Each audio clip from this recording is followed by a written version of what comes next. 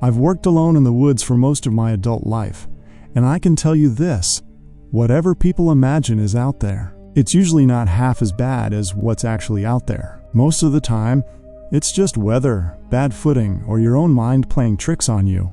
That's what I used to believe anyway. Then, something happened about 3 winters ago that made me rethink all of it. I'm a utility line inspector. Been doing it for a little over 12 years now. My job is basically to hike long stretches of remote land and check transmission lines, poles, and equipment for damage, especially after storms. A lot of it is solo work, deep in areas most people never set foot in. I've always liked that part. No noise, no people, just you and the terrain. This particular job had me out in a heavily forested mountain area in northern Montana. It was one of those contracts where access roads don't exist for the last stretch, so I had to hike in about 5 miles with all my gear. I filed my route with the company, packed about 6 days worth of supplies, and set up a small camp near a ridgeline where several lines ran through. Everything about the setup was routine. I had my tent, a small propane stove, emergency radio, GPS, and enough food to get me through comfortably. I'd done this exact kind of job dozens of times before, in worse terrain and worse weather. The first day was completely normal. Cold, sure, but manageable. Light snow, maybe an inch or two. I covered a decent section of line, marked a few minor issues, and got back to camp before dark. Ate, logged my notes, and went to sleep without a second thought. The next morning, though, things shifted.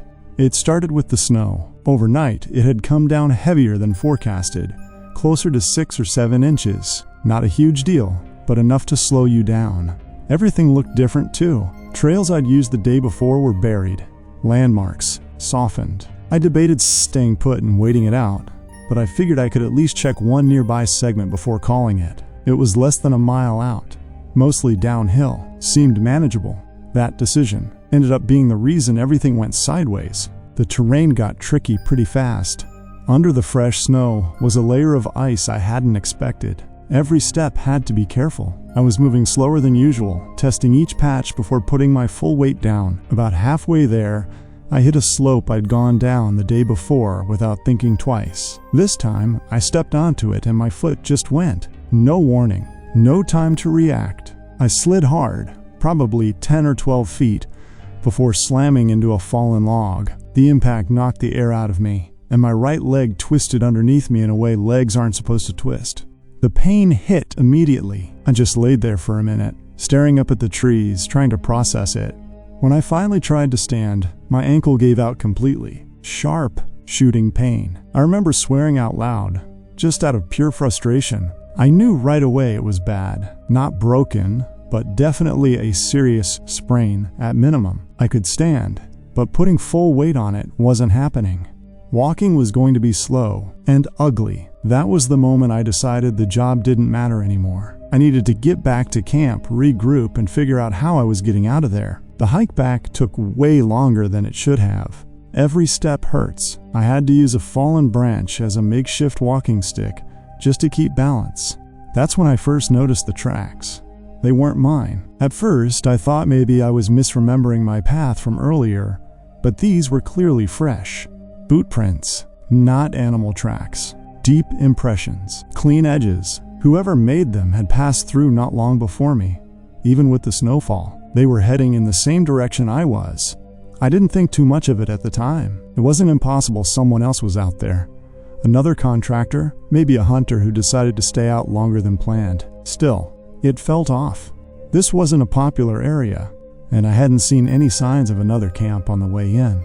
I kept moving, focusing more on my ankle than anything else. It wasn't until the light started to fade that things got strange. I started hearing something behind me. At first, it was faint, just a soft crunch here and there, the kind of noise you'd expect in the woods. Snow falling from branches, maybe a small animal moving through brush. But then, it started matching my pace. Step, step, step. I stopped walking. The sound didn't stop immediately.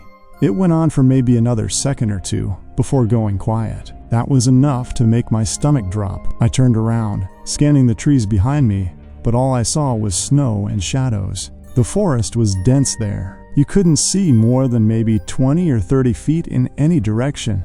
I stood still for a while, listening. Nothing. Eventually, I convinced myself it was nothing, just echo or delayed sound from my own movement. So I started walking again. For a few minutes, everything was quiet. Then, it came back. Same pattern, same timing, always just slightly behind me. That's when I realized I wasn't imagining it. Something was moving when I moved, and stopping when I stopped. I didn't say anything, didn't call out. I just kept going, trying to stay calm, but my heart was pounding harder than it should have been. Then, I heard something that made it worse. A metallic sound, not loud, just a soft, dull clink, like metal tapping against something solid. It came from off to my left, somewhere deeper in the trees. There shouldn't have been anything metal out there. No fences, no equipment, nothing. I slowed down, looking in that direction, trying to see through the trees. That's when I noticed another set of tracks. These weren't on the trail. They were off to the side, running parallel to me, maybe 15 or 20 feet into the woods. Same kind of boot prints, same depth. Whoever was out there had left the trail and was walking alongside me, keeping pace. At that point, I felt it. That shift in your gut where your brain stops trying to rationalize things. I knew I wasn't alone, and I knew it wasn't by accident. I kept moving, faster now, ignoring the pain in my ankle as best I could. I didn't look over again. I didn't call out. I just focused on getting back to camp. The sounds behind me stopped at some point, but that didn't make me feel better. If anything, it made it worse. I had no idea where they were anymore. I was maybe 5 minutes from camp when I heard a branch snap behind me. Not a small one, something thick, deliberate. I didn't turn around. I just kept going. By the time I reached my campsite, it was fully dark. Normally, getting back to camp feels like relief, like you've made it somewhere safe. That night, it didn't feel like that at all. If anything, it felt like I'd just led something straight to me. I got into my tent and immediately started packing. My hands were shaking more than I'd like to admit. I kept telling myself I was overreacting, that it was probably just another person who didn't want to be seen. But I didn't believe that. Not really. I was halfway through packing when I heard it. Footsteps. Right outside the tent. Slow, heavy, crunching through the snow. They weren't coming straight at me. They were circling. One full loop around the tent. Then another. I didn't move. I barely even breathed. Every sound felt amplified. The fabric of the tent shifting slightly, my own heartbeat, the faint creak of branches outside. The footsteps kept going for what felt like forever. In reality, it was probably 3 or 4 minutes. Then they stopped. Just stopped. No sound of walking away. No indication of where they went. Just silence. I waited another minute, maybe 2, then forced myself to finish packing. I wasn't staying there another second. I took a deep breath, reached for the zipper, and opened the tent. The cold air hit me first. Then I looked up. There was a man standing at the edge of the trees, maybe 25 feet away, just standing there. He was old, really old, thin to the point where his clothes hung off him. His face looked pale and tight, like he hadn't eaten in days. But it was his expression that stuck with me. He wasn't angry. He wasn't smiling. He was just watching me, like I was something he was studying. I froze. For a few seconds, neither of us moved. Then, I raised my hand slightly, just to show I wasn't a threat. "I don't want any trouble," I said. My voice sounded smaller than I expected. He didn't respond right away. He just kept staring. Then, after what felt like way too long, he spoke. "You're a lucky man." His voice was low, dry, like he hadn't talked in a while. And then, without another word, he turned and walked back into the trees. No rush, no hesitation, just gone. I stood there for a few seconds, trying to process what had just happened. Then I grabbed my pack and left. I didn't care that it was dark. I didn't care that my ankle was barely holding up. I just needed to get out of there. The hike back was a blur. Pain, cold, exhaustion. I don't remember most of it.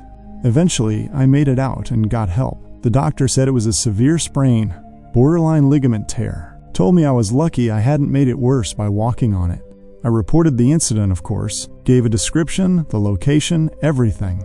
Nothing ever came of it. No one else reported seeing anyone out there. No missing persons, no known camps, nothing.